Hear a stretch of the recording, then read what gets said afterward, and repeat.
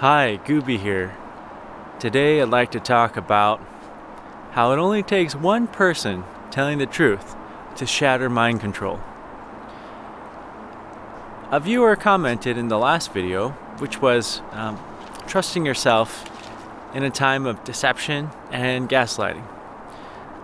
The viewer commented and said, "Hey Gooby, if you really want to understand universal gaslighting, look up the psychology experiments by Dr. Asch, Asch. They're called the conformity experiments." And so I did. And it blew my mind. So I'm going to share what those experiments were and what they mean. And my thoughts about how it helps me understand what goes on in this miraculous experience we call life. Well, in the 1950s, a psychologist named Solomon Asch, Asch, did a series of experiments called the conformity experiments. And what it showed was how people can be swayed by groups, by group thinking. How people can be convinced to do things that they wouldn't normally do because they want to conform to the group. It's a very interesting concept because I've heard about evil being done by individuals and evil being done by groups, and how evil acts by groups are very curious because if you just took the individual in that group, they would say that the actions of the group as a whole fall well below their standards of morality, fall well below the baseline that they have for their individual conscience and individual actions. Yet, these horrible things continue to happen. So, let's dive in. I brought some props for today's talk. 2 index cards. Here you go.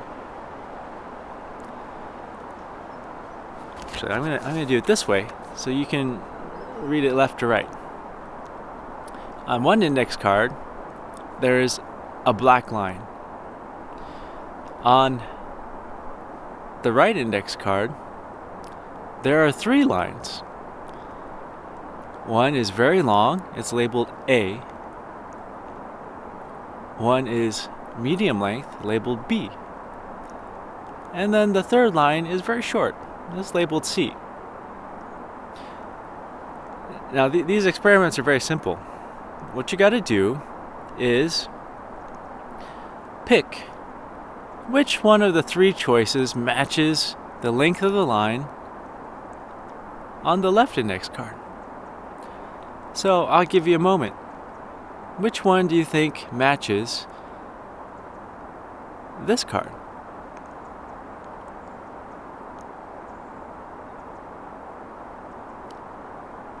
Well, if you line them up,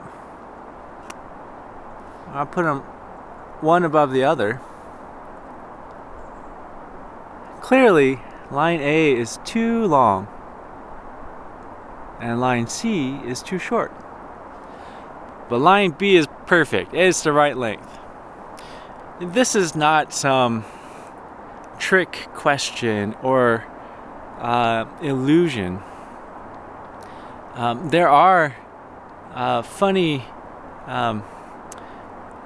perceptual abnormalities, or not abnormalities, just curiosities of the human mind, where our mind will make things that look the same length look different depending on what's surrounding it. So if you put little arrows on the ends of these lines, and then on this line you put arrows but they point the other direction, little doodads on the end of the line, you can trick the mind into thinking that they're of different lengths even though they're the same length.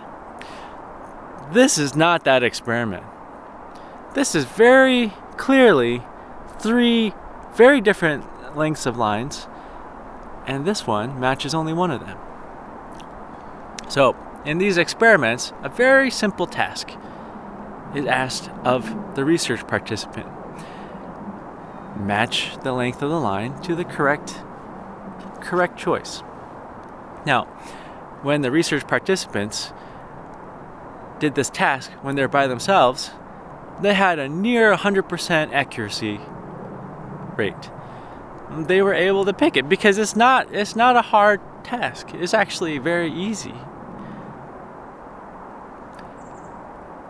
But that's not what the experiment was about. The experiment was about group thinking. So, what the professor did was have 7 other people at the table with the research participant. So imagine sitting at a long table, and there's 7 people to your left. 7 people to your left, and they all appear to be research participants too. And then in front of all of you are some cards, like I've got. Big cards, so that everyone can see it while they're seated at the table. And they're given maybe like 20 of these cards, like several sets of these cards to match and pick the right answer. But unbeknownst to the research participant, the other 7 people seated at the table are not research participants. They're actors. They're actors that are told to answer a certain way by the researcher, the psychologist. And because the research participant is seated at the end of the table, they're always the last person to answer as you go sequentially from the other end of the table. This is what happened. For the first 2 sets of cards, all the actors are instructed to answer correctly. So, in this case, the correct answer is B. They're the same length. A is too long and C is too short. So, the 7 actors say, B is correct. B is correct, B is correct, B is correct, B is correct, all 7. And then it comes to the research participant, and the research participant looks and like, yep, B is correct. But starting with the third set of cards, they'll have different cards, but very obvious like this one. Starting with a third sets of cards, the actors are instructed to unanimously choose one of the wrong choices. So imagine you're sitting at the table, you're the research participant, and you see these cards. And then to your left,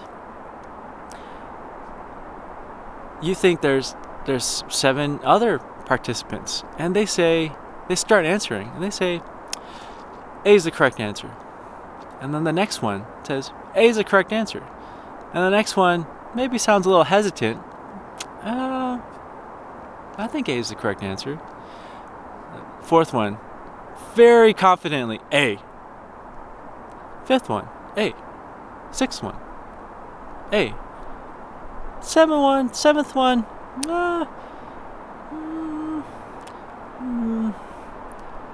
yeah, I think A is the correct answer too. Now it's your turn. You look at these cards. And you're like, 7 people said A is the same length as this one.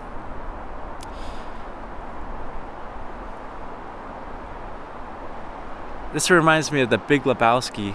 There's a scene where Jeff Bridges is like blinking his eyes, trying to like focus. I think he's trying to read like some kid's homework. I can't remember. I love that movie. It is one of the funniest, most clever movies I think that I've ever watched. But yeah, you're the 8th person, and you're like, how? What? 7 people said the A is the same length as this line? How's that possible? I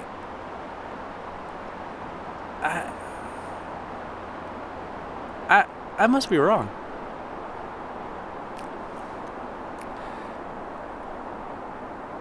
So what happened is they tested many research participants, and what they found was if you have a group of actors all unanimously say the wrong answer in front of the research participant,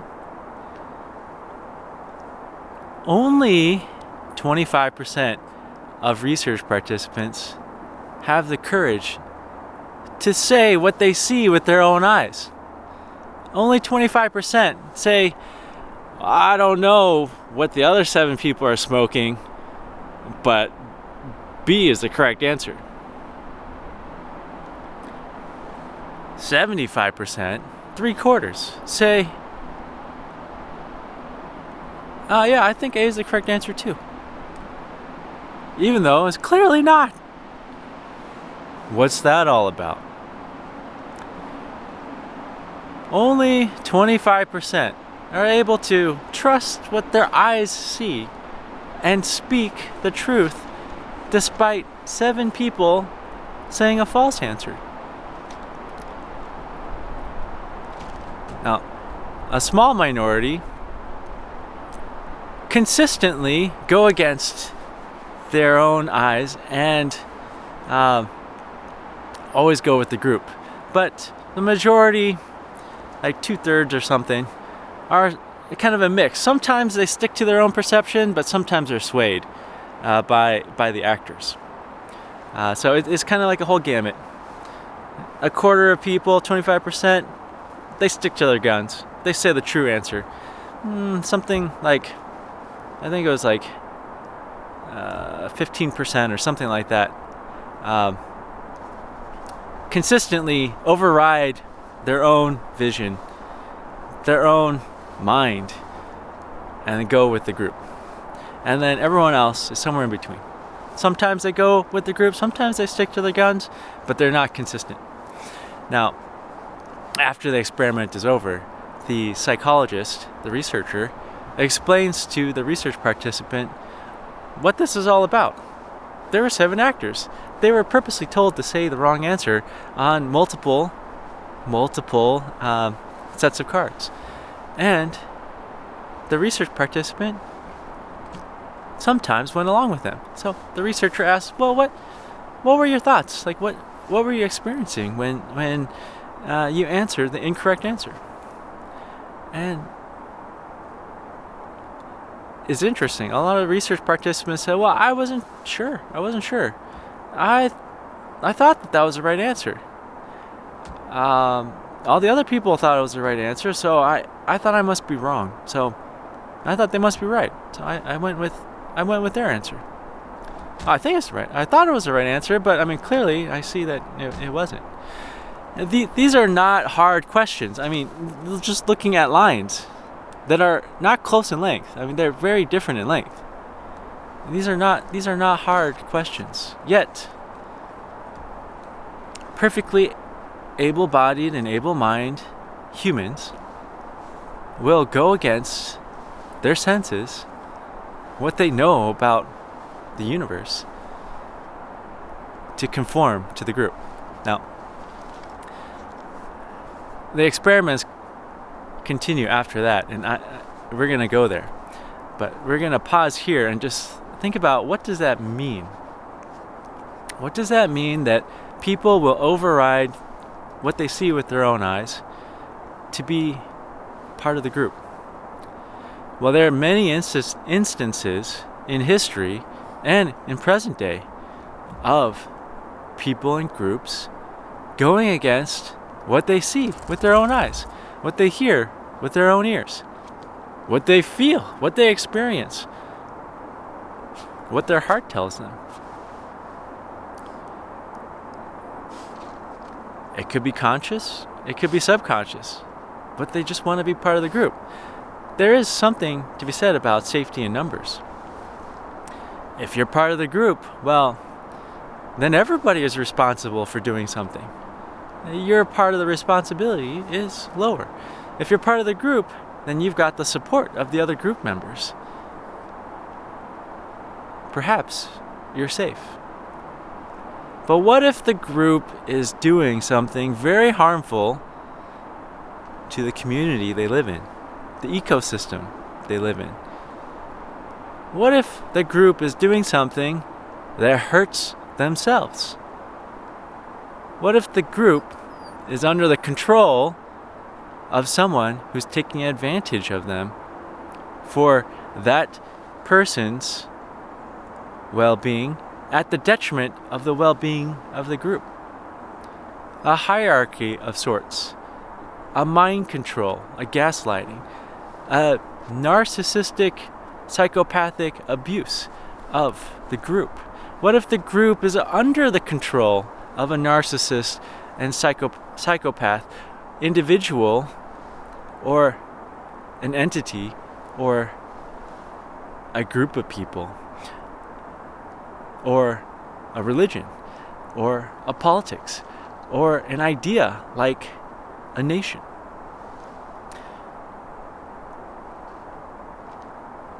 What if that group is doing that? What if a group is committing genocide?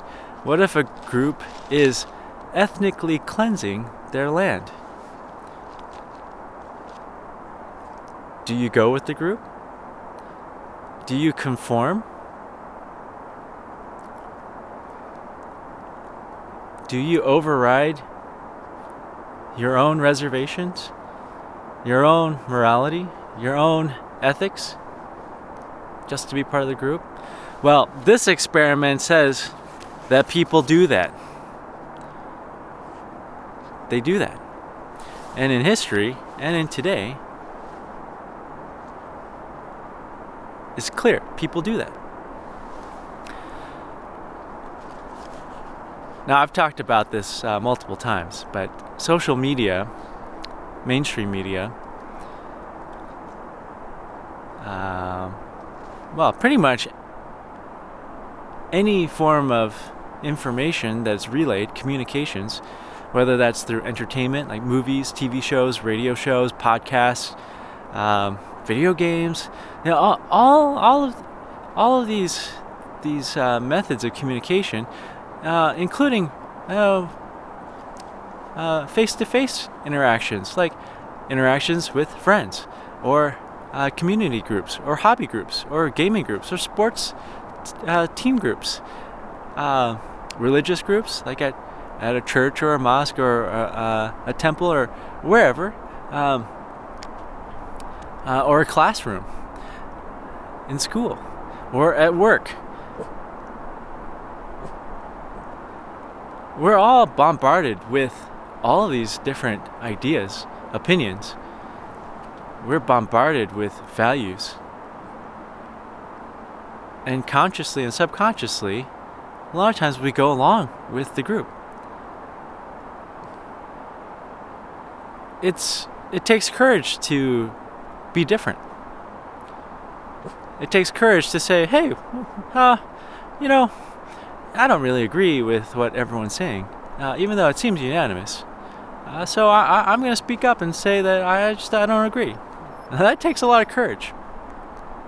Because if you're the one nail that's sticking up, well, oftentimes that nail gets hammered down. Do you want to be that nail?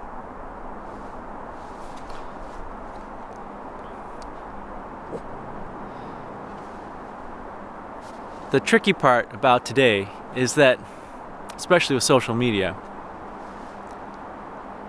how do you know who's a real participant?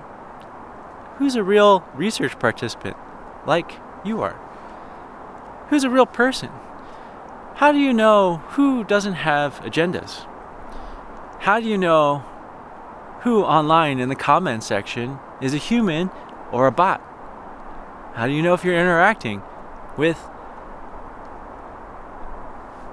a chatbot, a ChatGPT, an AI that is commanded to say certain things? Maybe you're interacting with a bot that's told to consistently say A is the correct answer, or C is the correct answer, but B definitely is not the correct answer. And there are thousands tens of thousands, hundreds of thousands, perhaps millions of bots saying A or B, or no, A or C are the right answer, but B definitely is not.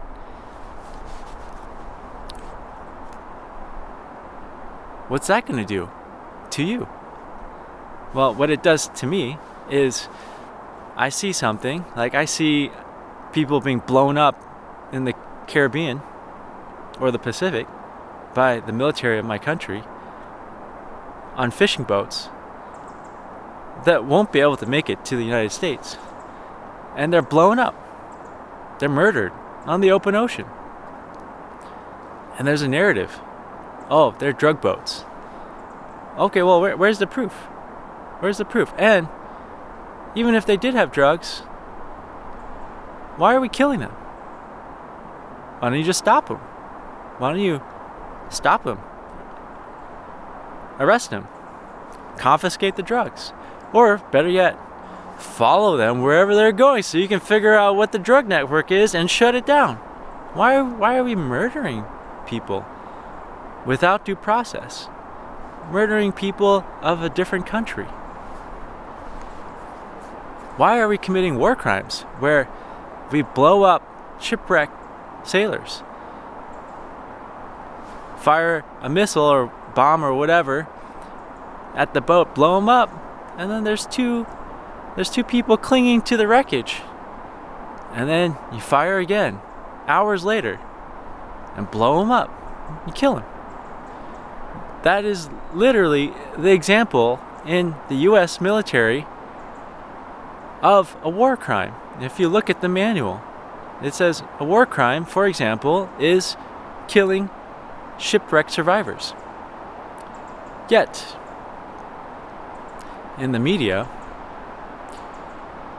this is praised as protecting Americans from those evil people that want to kill us. It's amazing how much projection there is from the people with power. Well, I see that, and then I see a lot of comments saying, like, oh, I'm glad our country is doing that and protecting Americans. We got to stop this drug threat.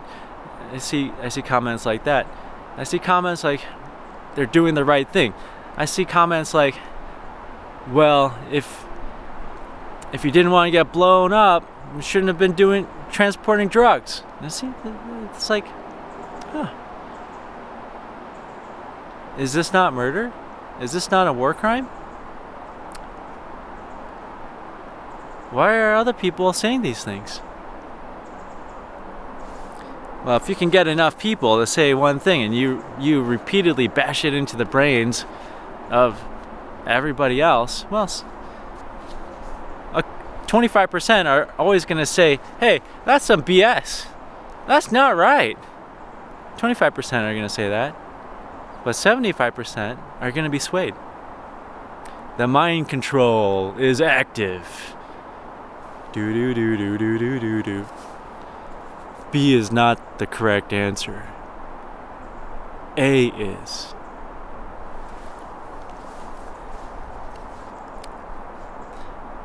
Well, that is a very disconcerting part of human nature.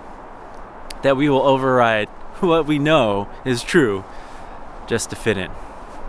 Even if fitting in means hurting our neighbors, even if fitting in means kidnapping people off the streets, wearing body armor and an assault rifle with no identification, where the person who is detained doesn't know if they're being kidnapped by real government officers or somebody who just wants to kill them or rape them.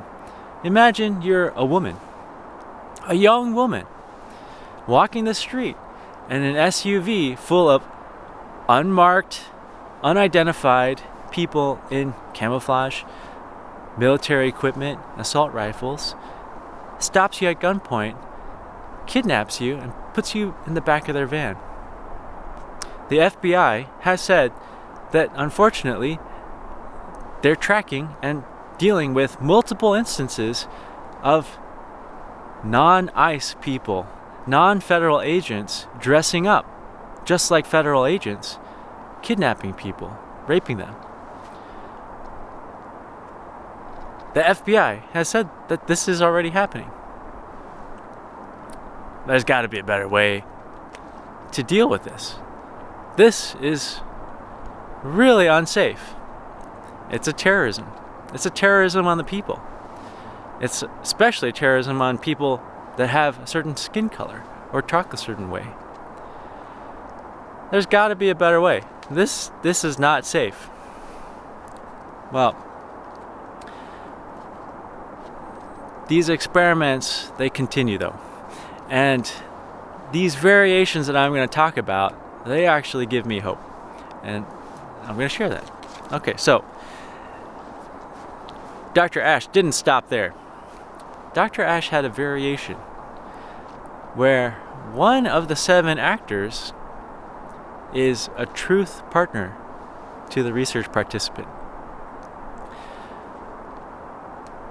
6 actors will continue to unanimously say the wrong answer on the designated cards. So not every time, but like 2/3 of the time. They'll say the wrong answer unanimously, just like in the original version of the experiment. But the 7th person will always say the right answer. So if you imagine, we're back at the research table and we got these cards, and the first person says the correct answer is C. The next one says, yep, C. Third one says, yep, I agree, C. Fourth person says, it's obvious, it's C. Fifth person, C. Sixth person, I think C. Seventh person says, yeah, I don't agree. I think the correct answer is B. And now it's your turn. What are you going to say?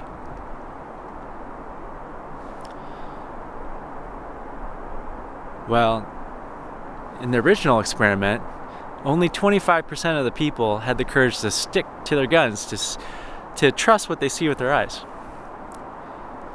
But with a truth partner, someone who's consistently saying the correct answer, an actor, but one of the other people sitting at the table.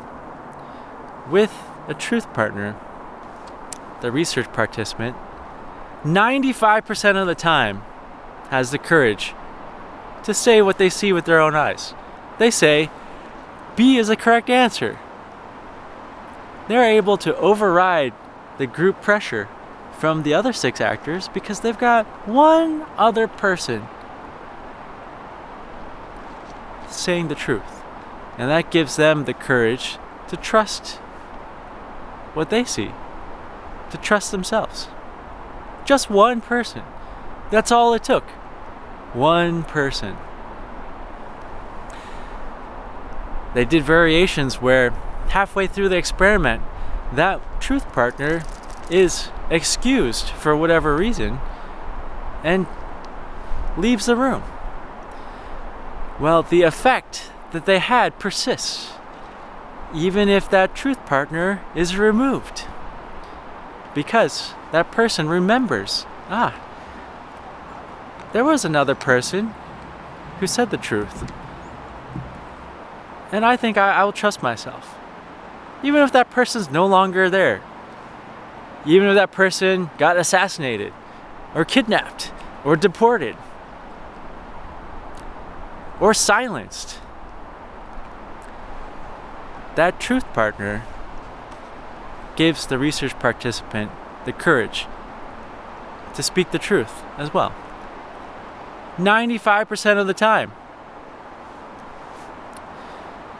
But this goes back to kind of the darker side of humanity.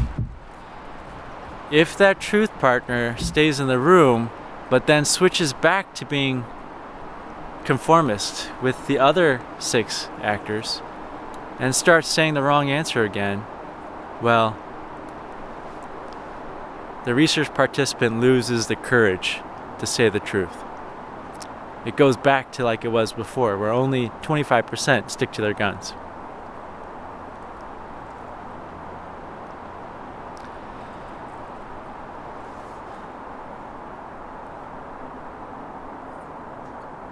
That finding really gives me hope. It gives me hope that speaking the truth, even if you're just one person, can give the courage to other people to speak the truth. And if another person speaks the truth, well then now there's two people. And that gives even more people courage to speak the truth. And then there's 3, and then 4, or 8, or 12, or 200. Or 12,000, or 1,000,000, or 1,000,000,000. I don't think there'll ever be the case where all 8.2 billion people are communicating truthfully. I think that's just not possible. But it's not an either or. There's not a 0 or a 1 or black and white. Reality is somewhere in between. There's all these different colors and all these brightness levels and intensities. We're somewhere in between 0 and 1. A community that always says lies and a community that always says the truth. We're somewhere in between. And I think that this gives me hope that just speaking the truth, just one person, can start something. It's like a snowflake landing on a snow berm at the top of the mountain. At some point, that one more snowflake will cause an avalanche. All the other snowflakes that are collected there will slide down the mountain in a giant roar. I think that's all it takes. Doobie got herself trapped. I'll be right back.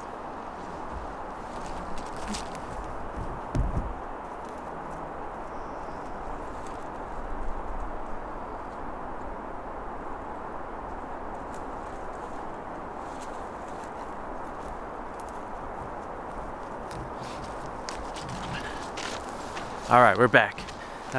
I'll bring Doobie up to say hi. There you go, girl. Say hi.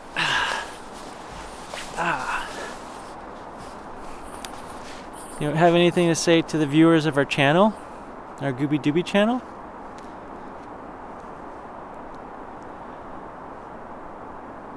Here's the microphone. You can sniff it if you want.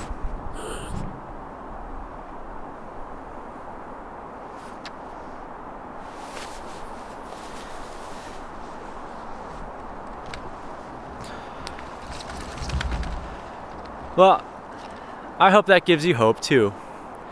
I hope that gives you the courage to speak the truth in your community, in your group of friends, in your group of coworkers. I hope it also gives you understanding about how groups can do horrible things because we want to fit in. I hope it gives you hope that it only takes one person telling the truth to shatter mind control. Bye.